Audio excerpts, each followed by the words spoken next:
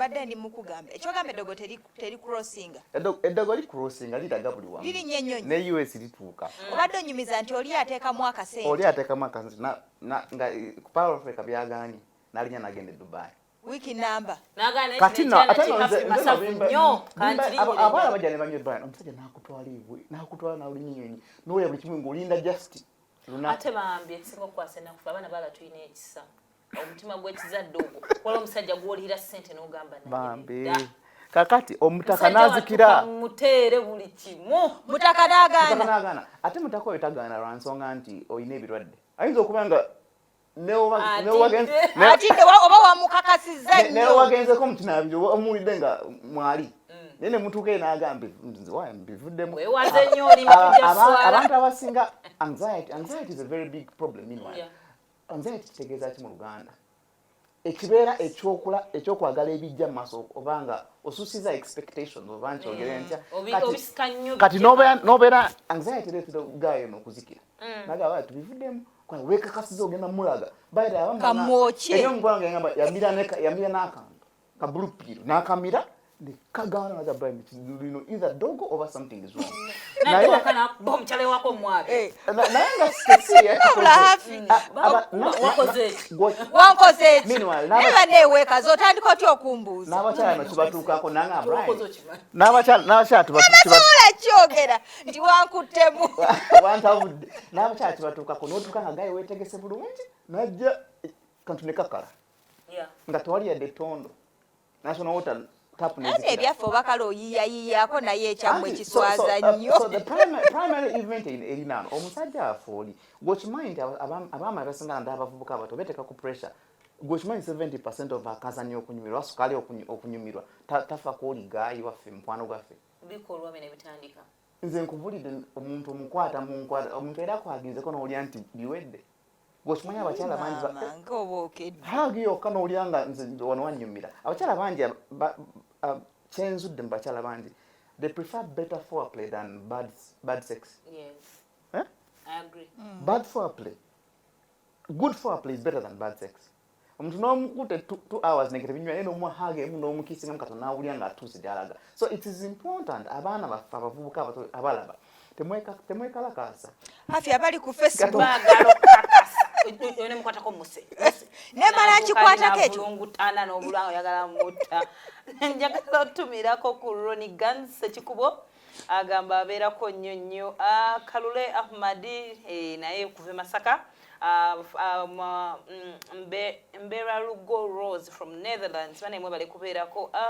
Malik Kashwalu mbuye kyakabinyo Bera Jasmine Ronnie Amwine bane mwe bali kwereke ate banaye abantu abali wana Uganda mwe bali kulaba nnyo Kasukaali abantu abya ku TVM makaga mwe online naye tutumireko nnyo abaana ababeera mu diaspora olw'ensonga shone ebe isenga tagikakinza ku ssaawe addayo enkeera ajja kudenkeera agirabe kasita ekiyumba kiba kiweddeko banga emirimu emirala gyako agiweddeko nga Kasukaali kabaddeyo mwebale nnyo mwebali eddala abali mawanga ag'enjawulo abali e Dubai nga musobola otulaba abali e Netherland abali e US abali e UK ne tutumirako omukyala gwe bayita Gulix webalire dda wala lwasuulawo comment n'ogamba ekyo nakyo kyogedde maama naye ng'akiyisizaawo Shamsa abantu bangi bambi abatulaba abatwagala ennyo thank you so much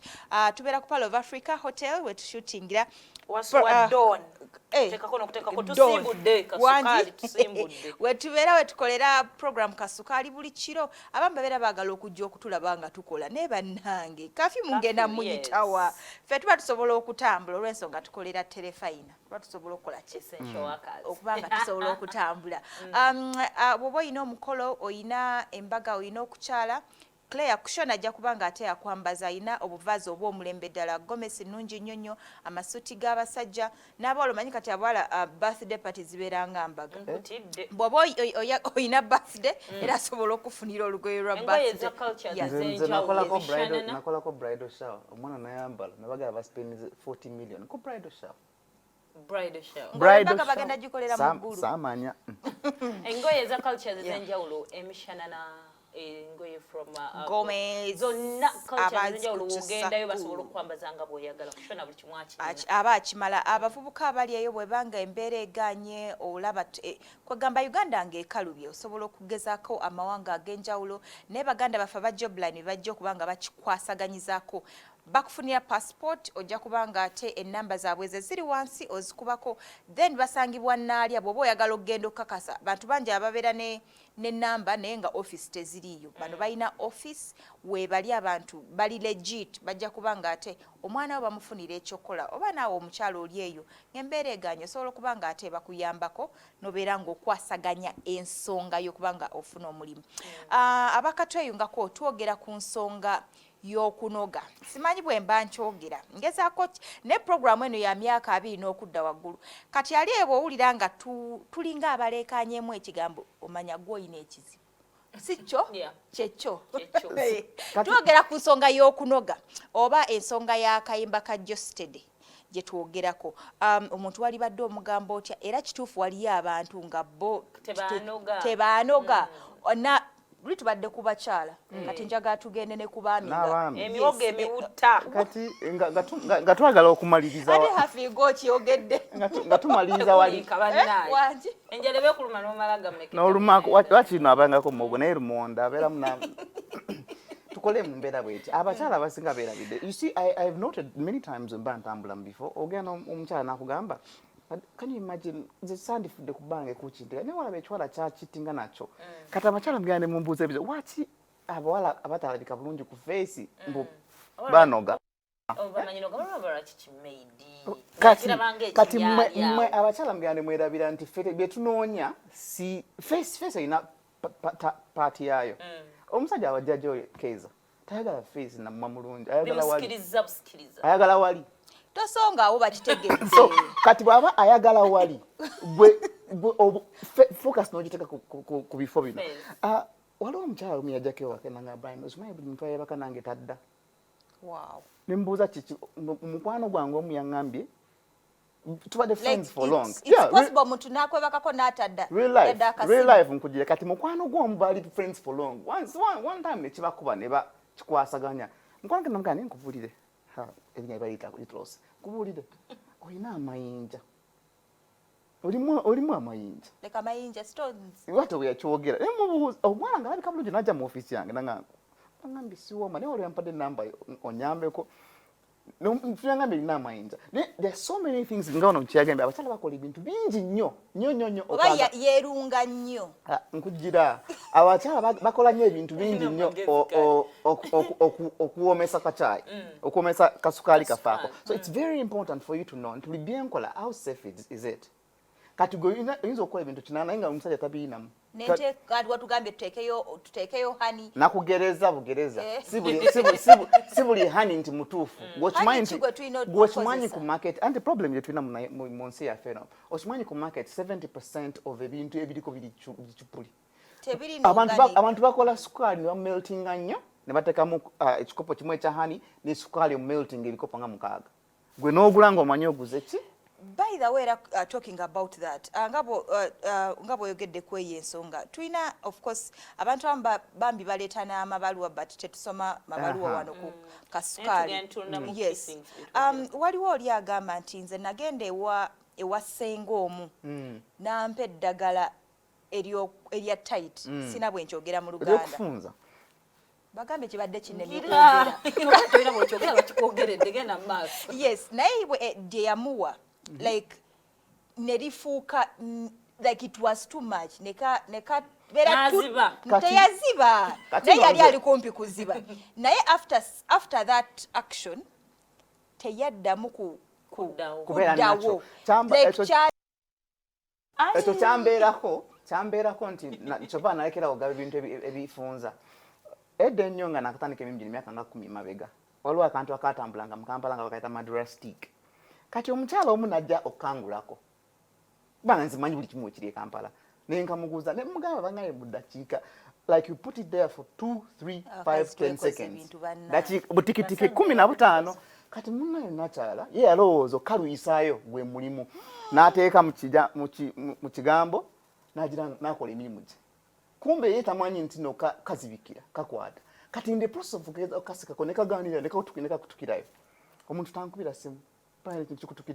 she ended up going to the hospital, but after the hospital experience, daddy agenda okujja omuntu akitani ya mchinabiro kujja so oyagala kuoma okunoga tokola bintu bita kunyumiranga gwo omuntu kati abakyala basinga mugane omaye kati mwa muli mukazanyo kano tokola bintu kusanyusa mwami ojja kukola ebinyiza ate mwami ngene mukola akajanja akasuka oli nakubendulu ezitaliyo kati omuntu gwe batasse ogamba oti anti manzisi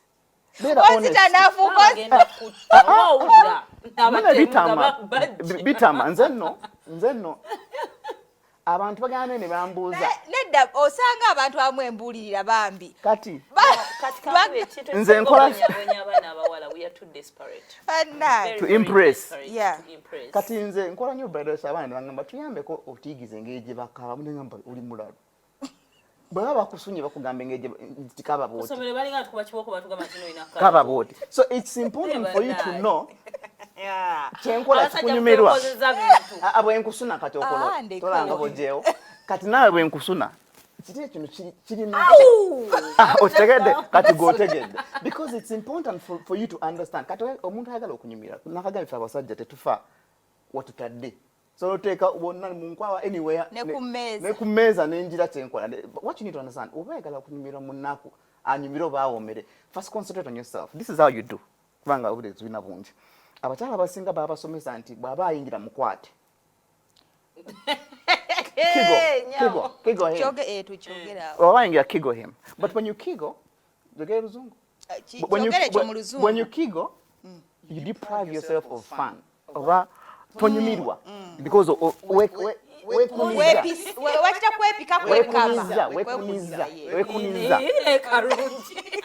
wekuniza ye munna asigala alumba kati wekuniza instead of kadamanyi bonyumira abantu abasajja tunyumira nnyo ng'omukyala atuse gyalaga onyumira nnyo okusinga nga kasowulira yantuse wendaga so it's important for you to know omuntu aba alumba ekisaawe tega buutezi sindika tudde ku basajja kubanga nze bwemba ndeesa omuntu gwe notekawo esowa n'oginterawo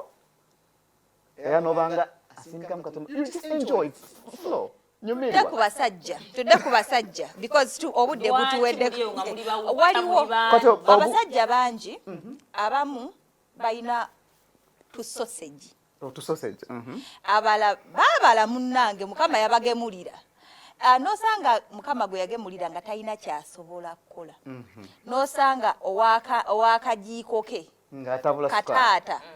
nga mutabuzi yes ate abasajja ffe tuyinza bagamba tutya ffe ng'abakyala nti oba leero waalireseeyo anti kati engeri okyeta bw'abanga wawaka byogera bira waka mutuusizaayo ddi olira bw'abanga atandi kati waliwo aniwo waka waliwo abatula abanje era batalina waliwo omuntu nga muwasa waliwo nga mulimu abasajja bangi waliwo okubanga oli mu relationship oba nga oli mu situation oli mu situation kati abasajja abasinga mugande mwerabira nti abakyala bw'obanga olina otusausage nabagambe alia 70% of akazanyo bakachai it's not because of that it's not because of muganda wo onagaye mugo muganda wo sigalawo it is because of how you handle this person nakugambye 70% of bino byetukola binyumisa bunyumisa bwabanga oli mufumbi wa mmere n'osiba bulungi emmere kati abakulira mu kyalo kasi ogisiba bulungi ebisigadde biba easy naye obanga wagisibye bubi egenda kulema okunyiga egenda kulema okujjula because wagisibye bubi what do I mean 70% of good sex is foreplay kiki kyokoze tose tekisaawe abasajja tebalina buddo obwo kati ate olina okustadinga omuntu si buli muntu nti ayagala kiisi oba batazimanyi baziveeko kubanga omukyala nga brand bajja babiri ontayagala mu kiisi nga teze njagala kiisi turns me on omukyala namugamba gwolowooza nze njagala kiisi zo sagala birusubye ekyogera bubi so it's important it's important otegeere muno kikyayagala cause fa abasajja nze ntuulira omuntu tunze ntegera nti katono yeetaaga kino nkikugambe kye weetaaga kiŋŋambe kumpewo keza abantu abasinga bapapa upapi engeri gyendyamu sukaali w'amata nga yekeza si gyendyamu kyayi strawberry nga yafi engeri gyendyamu gwe si gyendyamu lwansonga buli omu kati ngezisa genda toli kyayi ono strawberry ono kyayi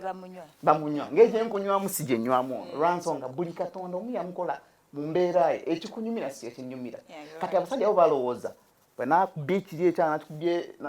nalumbisiza Cristiano ono olina okuteekawo speed it's not that what matters abamu bw'aba abamu nati abantu abasajja abakazi bambi balabye ennaku abasajja abamu tebayonka nga bato nakununa enywantu n'emyuka so it's very important for you to study the process nze omukyala omu yaŋŋamba Brian mututambire ku basajja mugamba tukombe ekikopo kya sukaali kino omuntu akomba ekikopo n'olya nga kimyuse nga tekikyanyumirwa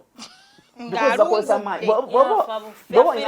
olina kyonuuna bwonuuna su totekako mannyo nuuna mpola abamu bagaaya bugaaya nomeketa munno obuntu so it's very important for you to know nti buli kyokola kikole nga asigala omukatonda yakola mukwano gwa mwoyo wansi awo anyumira omutiizinga as in don't attack abavubuka baganye okwataakinga agala kakasa buli wo attackinga n'obanga olina embazi okay n'obanga olina mbadde ntidde n'obanga olina embazi to attackinga kola mpola bino bigenda sigala singa amaanyi ge gakola embazi singa yewaata kati gwe abasajja abasinga kati nze nkizudde abakyala Brian omusajja omusajja alina kibazo kinene balumya bagana n'olyanga akuli mu bulago so mu bulago teri kyekye kale akantu katonda yakakola ekikopo ekyo kumimwa gyakyo wano kumimwa gyakyo wano 2 inches gwe tabula mpola tutegedde kati before you know it nti otabudde sala agenda kunoga mwaba bagamba Brian balina onoonya G-spot ate omanyi G-spot weeri anti jobo gye baba banoonya kati G-spot omanyi weeri eri kumpi eri waggulu awo olaba otekamu kituufu kati Brian oyogedde ku mukyala yayina amayinja nze nsobola okwekebera ne manya nti nga yina nedda oli ayina condition ye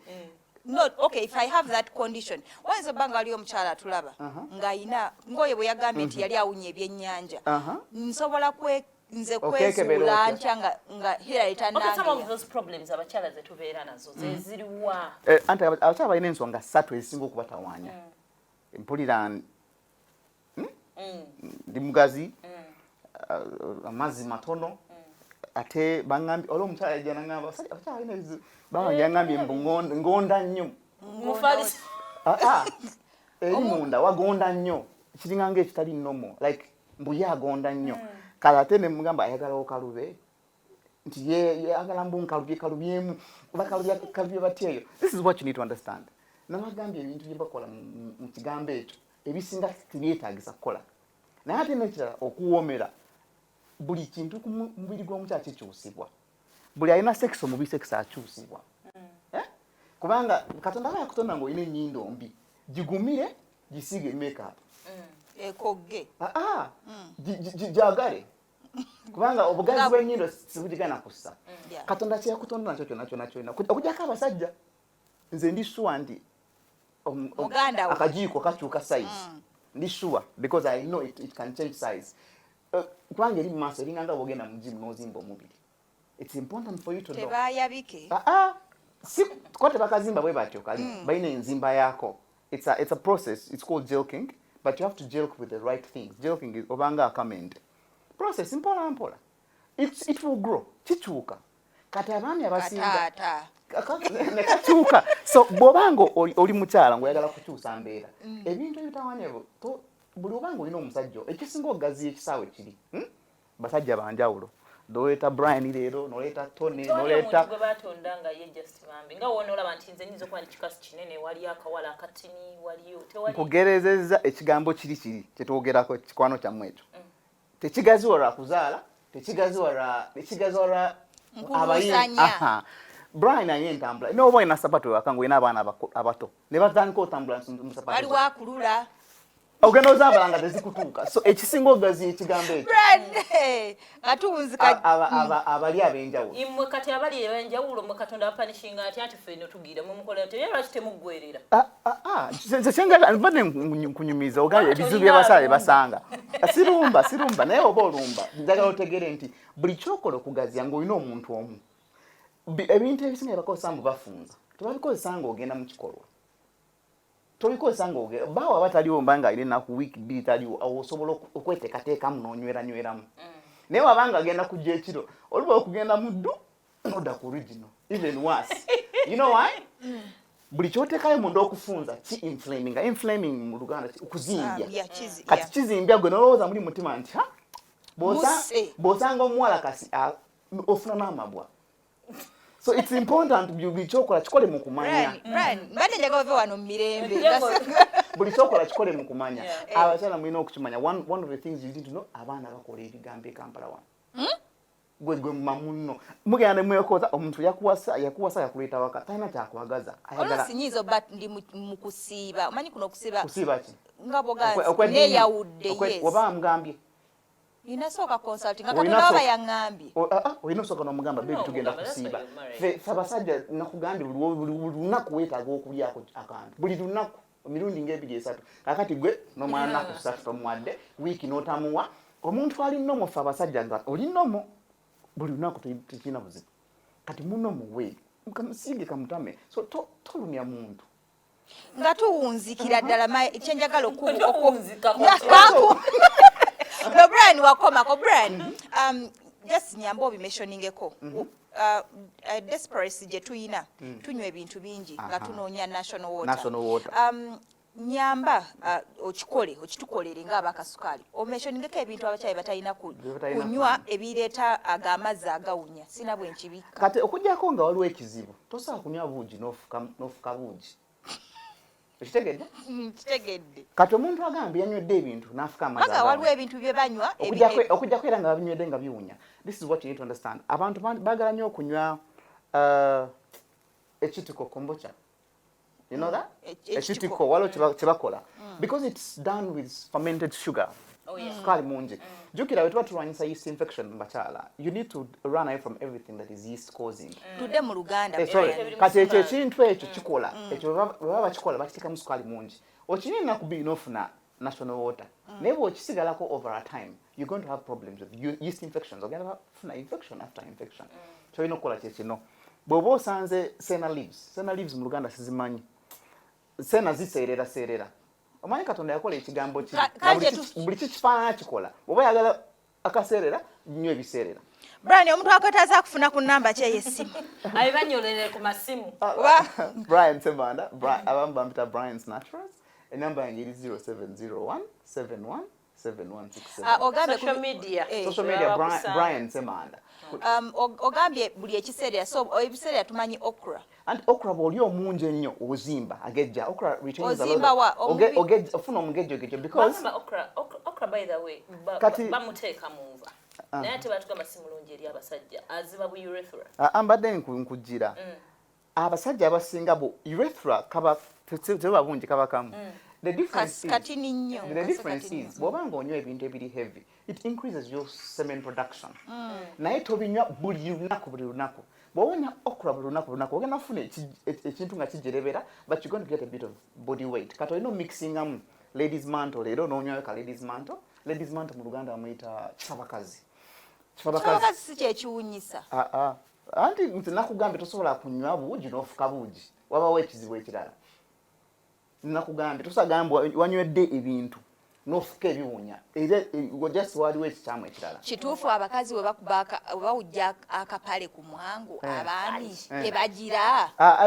ezo zonna theories gwegezaako kawujje naye tulina omukyala munaakateekeyo n'otulo tubabulanga va ku kulwanyisa ekintu kye bayita omusajja kiri kya butonde gwoba oyagala musabire omusiige okamwongera I don't promote bwenzi naye nkugambye bw'obanga omaze nakunya nga tomuwa osubira akola ati tetugenda kubanga tusukawo Mukama Katonda wangaza amasomo gimusota mweraba